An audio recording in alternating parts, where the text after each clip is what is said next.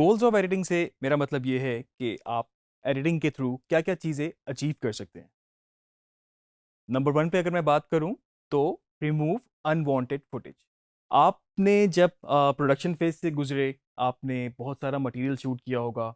कुछ टेक्स ऐसी होंगी जो कि आपको ओके लग रही होंगी, और कुछ टेक्स ऐसी होंगी जो आपको ओके नहीं लग रही होंगी। मैं आपको बीच में एक टिप भी देता चलूं, जो ओके टेक्स होती हैं, मतलब जो टेक ओके है उसको आप ओके कहते हैं, और जो टेक ओके नहीं है उसको आप कहते हैं एनजी टेक। फिल्म मेकिंग में एनजी का मतलब होता है नॉट गुड।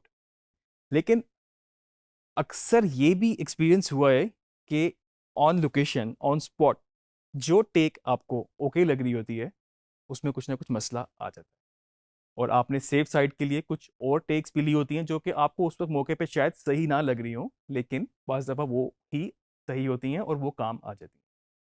तो उस वक्त आप क्या कर सकते हैं कि जो टेक या जो शॉट या जो फुटेज आपको नहीं चाहिए वो आप ना यूज़ करें, और दूसरी आपके पास ऑप्शन मौजूद है, आप वो यूज़ कर सकते हैं।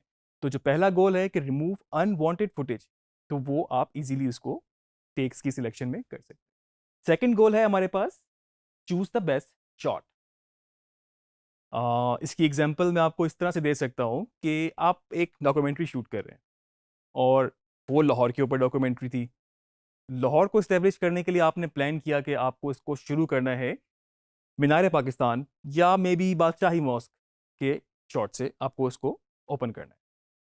अब आपने जब शूट करने गए हैं तो मे बी मौसम बड़ा अच्छा हो, बड़े अच्छे बादल हों, या आपको लाइट बड़ी अच्छी मिल रही हो, तो आप क्या कर सकते हैं कि आपने यूज़ तो एक ही शॉट करना था, लेकिन आपने उस सिचुएशन के हिसाब से आपने उसके और भी शॉट टाइप्स, जिसमें लॉन्ग शॉट, जिसमें medium shot, very long shot, जितनी भी टाइप्स आप बेहतर समझते हैं उसकी हिसाब से, मतलब जिस तरह से उसका आर्किटेक्चर है, जिस तरह से आप शॉट ले रहे हैं, तो वहाँ पे वो शॉट ले सकते हैं।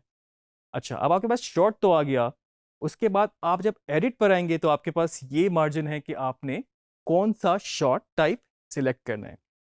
और कई दफ़ा ऐसा भी होता है कि जो आप सोच के गए होते हैं आपको उससे बेहतर मिल जाता है, सिर्फ इसलिए कि आपने उसको फिल्म किया होता है, तो आपके पास चॉइस होती है कि उसमें से जो बेस्ट है वो आप यूज कर सके। थर्ड गोल है हमारे पास, create a work flow. Work flow से मेरा मतलब ये है कि आप जब किसी भी प्रोडक्शन प्रोसेस में होते हैं, और जब आप एक पूरा सीक्वेंस या पूरी एक डॉक्यूमेंट्री हो सकती है या फिल्म हो सकती है, जब आप उसको फिल्म कर रहे होते हैं, तो उसका फिल्मिंग स्केड्यूल इस तरह से डिसाइड हुआ होता है कि मे बी जो सबसे पहला आपका सीन हो वो सबसे एंड में शूट हो रहा हो, या मे बी कहीं मिड ऑफ द प्रोडक्शन हो रहा हो। तो उसको आप किसी भी स्टेज पे जाके शूट कर लें, किसी भी दिन में किसी भी सीक्वेंस में आप उसको शूट कर लें, लेकिन जब आप एडिट पर होंगे तो आप उसके फ्लो को डिसाइड खुद कर सकते हैं। एज एन एडिटर आपका कंट्रोल है कि पहला सीन क्या है, दूसरा क्या है, तीसरा क्या है, और किस तरीके से जो प्रोसेस हो रहा है उसको आप अपने पास उसी फ्लो में बिल्कुल लेके चल सकते हैं। इसकी मैं आपको एग्जांपल देता हूँ। अक्सर आपने टीवी पे देखा होगा कुछ इस तरह के प्रोग्राम्स जिसमें किसी चीज़ का एक प्रोसेस बताया जाता है कि कौन सी चीज़ किस तरह से बनती है। मिसाल के तौर पे चले हम किसी गाड़ी को ले लेते हैं कि कौन सी गाड़ी किस तरह से बनती है। तो उसमें क्या है कि आपने अपना जो फिल्मिंग स्केड्यूल है उसको फाइनल किया, मे बी आपका शूट जो था वो 4 से 5 दिनों के ऊपर था, और जब आप पहले दिन शूट करने गए हैं तो सबसे पहले आपको अ, वो सीक्वेंस देखने को मिला जिसमें आपके पास फाइनल प्रोडक्ट था, कि एक गाड़ी का फाइनल वर्जन किस तरह से फाइनल जब बनती है तो किस तरह से वो आपके पास होती है।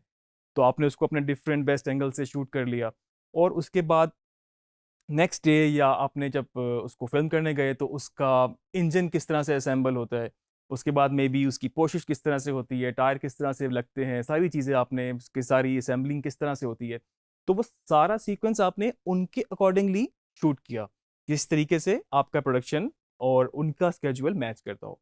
लेकिन जब आप एडिटिंग में आए तो आपके पास step by step process decide करने का पूरा कंट्रोल है।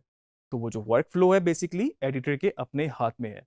तो जो शॉट, जो सीक्वेंस आपने सबसे पहले दिन शूट किया था, मे बी वो आपका सबसे आखिरी सीक्वेंस हो, और जो आप जिस तरह से बीच में शूट करते रहे हैं वो आपके कंट्रोल में है कि आपने उसको शुरू में लगाना है, आपने उसको बीच में लगाना है, या आपने उसको किसके बाद और किसके पहले लगाना है, वो आप एज एन एडिटर उसको डिसाइड कर सकते हैं। चौथी चीज जो है हमारे पास वो है give a video a particular angle. कि किसी भी वीडियो को आप एक स्पेसिफिक एंगल दे सकते हैं। एक उसकी फ़ील को चेंज कर सकते हैं। मिसाल के तौर पे एक वीडियो थी जो कि अपबीट सी थी, उसमें पीछे अगर आप कोई अपबीट म्यूज़िक यूज़ करेंगे, आप उसको इस तरह से यूज़ कर सकते हैं कि उसका अपबीट एक तरह सा ज़रा आपको एक हैप्पी फीलिंग उसमें आएगी। लेकिन आपने उसको अपने एडिट में इस तरह से ट्रीटमेंट दी कि मे बी आपने उसमें कोई म्यूज़िक उसका इस तरह से रेप्लिकेट किया कि आपने एक सैड म्यूज़िक लगा दिया। आपने अपने एडिट के ट्रीटमेंट को कुछ इस तरह से मे बी स्लो-मो कर दिया, आपने कुछ रिज़ॉल्व्स यूज़ कर लिए या आपने fade in fade out use कर लिए। तो उसका एक पूरा ही एंगल आपके पास एक फ़ील जो है वो बदल गई। इसकी एक और एग्ज़ाम्पल मैं आपको देता हूँ, एडिटिंग के सिर्फ़ स्टाइल और ट्रीटमेंट को चेंज करने से ही अक्सर आप लोगों ने कभी कोई मूवी देखी हो और उससे पहले जब आपने उसका ट्रेलर देखा हो तो आपको मे बी ट्रेलर में बहुत ज़बरदस्त मूवी लगी हो और जब आप मूवी देखने गए तो मे बी वो मूवी इतनी अच्छी आपको ना लगी हो। तो ऐसा क्या था जो ट्रेलर में कुछ एक्स्ट्रा तो कुछ भी नहीं था, सारी वही चीज़ें थी जो कि फ़िल्म आपने देखी। लेकिन उसका एंगल इस तरह से दिया गया, उसका ट्रीटमेंट, उसका कट्स का स्टाइल, उसके साउंड इफ़ेक्ट्स, उसका वीएफएक्स, उसका म्यूज़िक इस तरीके से उसको एडिट किया गया कि आपको उसमें अपील लगी और उसके बाद आप वो मूवी देखने गए। ये इस तरह से ही है बिल्कुल। अगर मैं आपको बताऊँ कि अभी जो वीडियो आप इस वक़्त भी देख रहे हैं, तो जितना भी ये सारा एलिमेंट, जितना भी टेक्स्ट जो हम डिस्कस कर रहे हैं, जो भी आपको स्क्रीन पे नज़र आ रहा है, तो मे बी ये सब कुछ एक इफ़ेक्ट के थ्रू ही आपको स्क्रीन पे नज़र आ रहा है और हम जितनी भी टेक्स्ट वगैरह ऐड कर रहे हैं, वो इसी इफ़ेक्ट के थ्रू कर रहे हैं और जितने भी एलिमेंट इसमें और आते जाएँगे, वो आपको एक एडिटिंग के प्रोसेस में ही नज़र आते जाएँगी चीज़ें। और पेज के ऊपर हम आगे जाके एक प्रॉपर लेक्चर भी करेंगे और आपको डिटेल में बताएँगे किस तरह से पेज को आप लेके आगे चलते हैं और पेस हमेशा एक जैसी नहीं रहती। एक फ़िल्म एनवायरनमेंट में कभी ग्राफ ऊपर भी होता है, कभी नीचे भी होता है, कभी बिल्कुल मेलो भी हो जाता है बीच में चीज़ें। तो पेस को हम आगे जाके ज़िक्र करेंगे अपने आने वाले लेक्चर्स में। अभी तक के लिए हमारी गोल्स ऑफ एडिटिंग ये थे।